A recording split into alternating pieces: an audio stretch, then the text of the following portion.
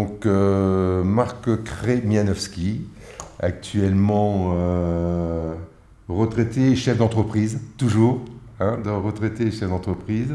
J'ai été longtemps, j'avais une industrie dans le packaging, dans le Cambrésis, à Catenières précisément, qui s'appelait, parce que c'est fini, ça a été fusionné, voilà, peu importe. La société Roland Emballage. J'ai eu l'honneur et le privilège de la conduire jusqu'à ses 100 ans, une entreprise centenaire. C'était une ETI de 270 personnes, spécialisée dans le packaging, qui avait été créée en 1904. Ouais, en 1904 à Caudry, et puis après, quelques années après, qui est venu à Catenières. Voilà. Et c'est à ce titre d'ailleurs, moi j'avais repris cette entreprise en 88, et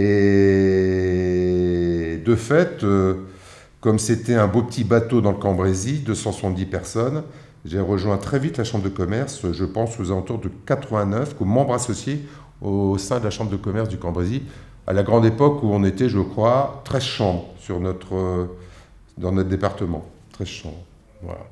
Et après, très vite, je me suis fait entendre, j'ai exprimé un peu, voilà, en assemblée, même en tant que membre associé. J'ai été très vite titularisé et très vite, je suis rentré au bureau de la Chambre de commerce de Cambrai. Et c'est là où j'ai participé effectivement à la vie et au développement du territoire de Cambrai grâce à la Chambre de commerce, où à l'époque, les chambres de commerce étaient destinées et dédiées au développement économique territorial, quoi. Voilà.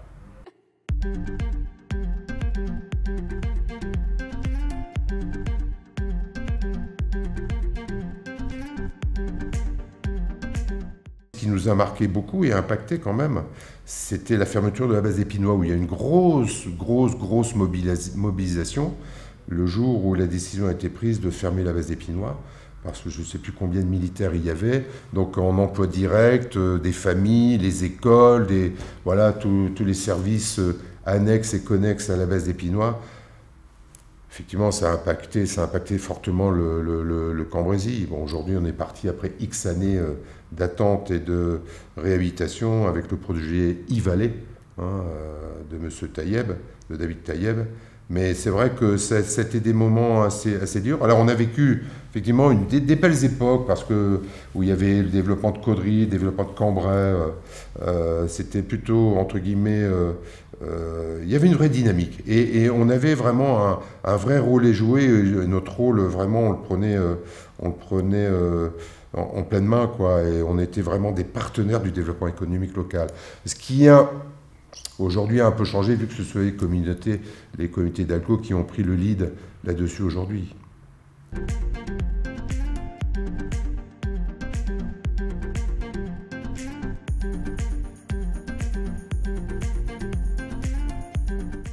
Alors c'était soit que ça venait directement via la Chambre de commerce, ou ça venait par la comité d'aglo ou la mairie.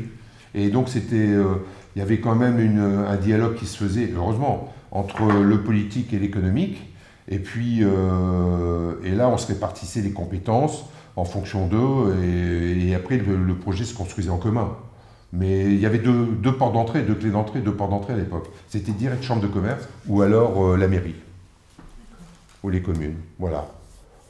Qui venait après, vu que forcément, ils n'avaient pas forcément les compétences, et c'est pas péjoratif, mais les structures pour faire du développement économique ou des infrastructures, eh bien, ils se reportaient vers nous.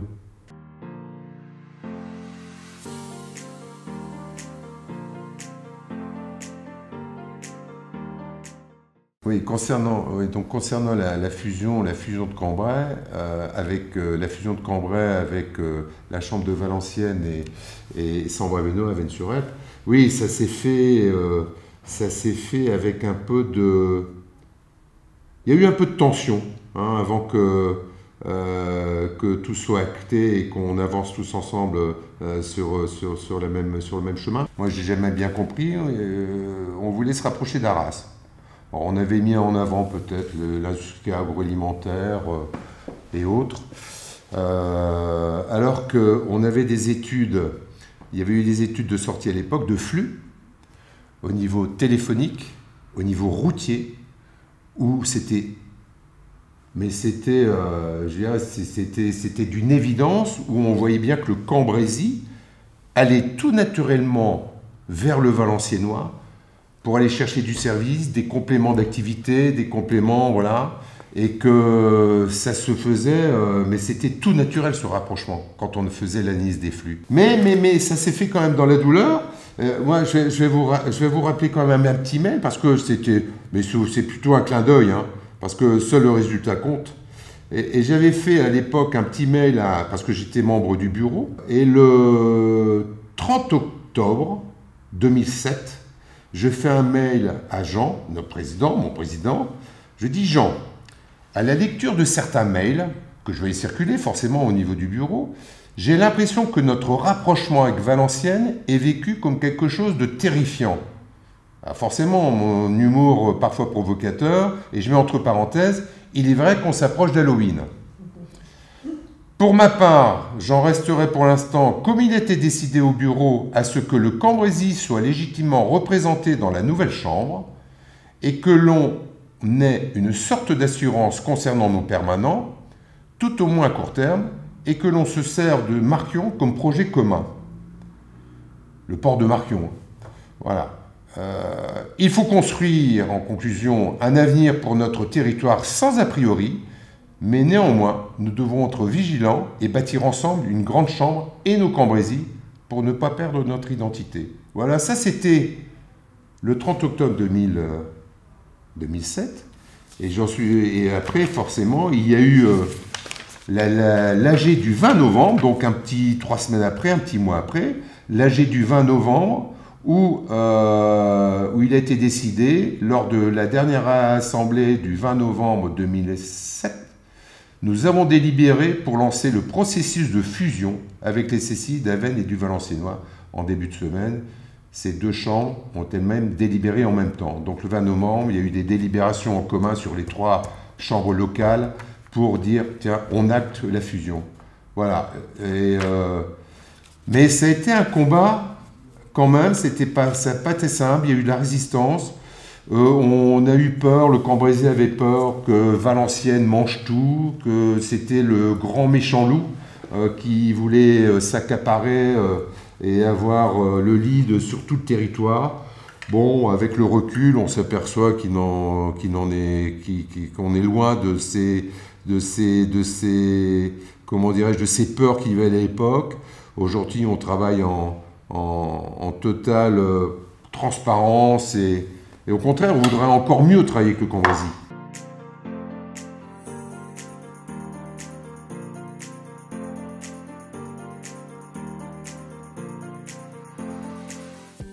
Oui, donc concernant malheureusement les réductions budgétaires et de la ressource fiscale, amorcées depuis quelques années déjà, à date aujourd'hui, on est à moins 70%, si mes souvenirs sont bons. Et on nous demande... Alors, le vrai paradoxe, c'est que les représentants de l'État nous disent qu'on a une vraie valeur ajoutée à apporter sur le territoire, que notre présence est indispensable et nécessaire, mais néanmoins, on nous donne de moins en moins de moyens. Donc on est des magiciens, je ne sais pas, on va peut-être partager, on ne marche pas encore sur l'eau, hein, mais où on va peut-être multiplier les pains, je ne sais pas comment on va faire, mais néanmoins, il va falloir qu'on se resserre et qu'on fasse des choix, malheureusement, parce qu'on ne pourra pas agir sur tous les leviers qui étaient des vrais axes de développement pour les territoires. On va faire des choix certainement cruels parfois. On est en réflexion, hein, là aussi je peux le dire, hein, ça a été dit en assemblée générale régionale. On va regarder au niveau du patrimoine, au niveau des bâtiments consulaires, voir si demain, est-ce que tel ou tel bâtiment consulaire est encore utile et nécessaire, et pourquoi pas faire demain des cessions d'actifs pour récupérer de la trésorerie, pour accompagner nos développements. Voilà, c'est un peu dommage. Donc je dis, c'est le vrai paradoxe. Hein. L'État nous dit, oui, on a besoin de vous, mais à la fois, ils nous retirent. Alors effectivement, on nous dit on ne va pas nous retirer de la ressource fiscale, mais on va venir chercher de la trésorerie. Bon, pareil, ce sera des moyens en moins pour nous accompagner dans le développement. Je prenais l'image des chambres de commerce comme un album de papier peint. Quand vous faites un choix de papier peint, vous avez 3-4 albums, vous ouvrez l'album de papier peint, vous ouvrez la couverture, vous commencez à choisir, mais il y a tellement de choix que vous refermez. Donc c'était un peu les chambres de commerce. Il y avait tellement de choix de services qu'on pouvait proposer aux entreprises que l'entreprise avait du mal à retrouver ses petits. Mais là, aujourd'hui, on s'est vraiment recentré sur des activités majeures, la formation, l'aménagement encore, la troisième révolution industrielle, le numérique, voilà. Là, on s'est vraiment recentré sur les enjeux de demain. Et je pense que, malheureusement, on risque d'être un peu moins présent auprès de nos entreprises et du secteur économique pour les accompagner dans leur développement, à mon grand désespoir.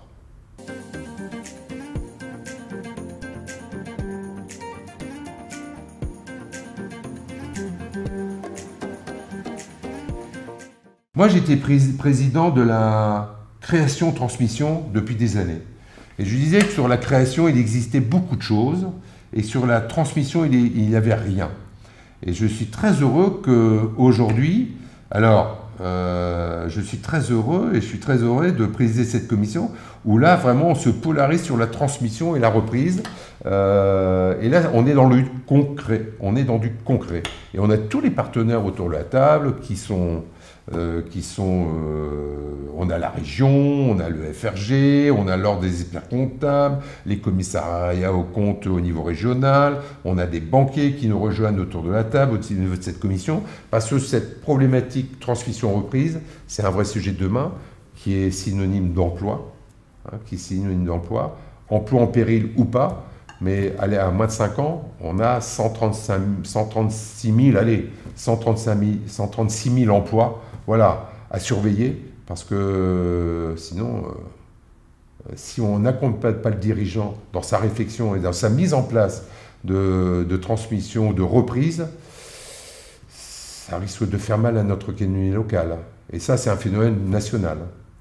Voilà, donc il y a des belles choses et il faut se battre pour les garder. Et là, franchement, la Chambre de commerce, plus que jamais, et ça, le politique et l'État le reconnaît, que cette valeur ajoutée, c'est nous qui l'avons, et cette expertise, c'est nous qui l'avons.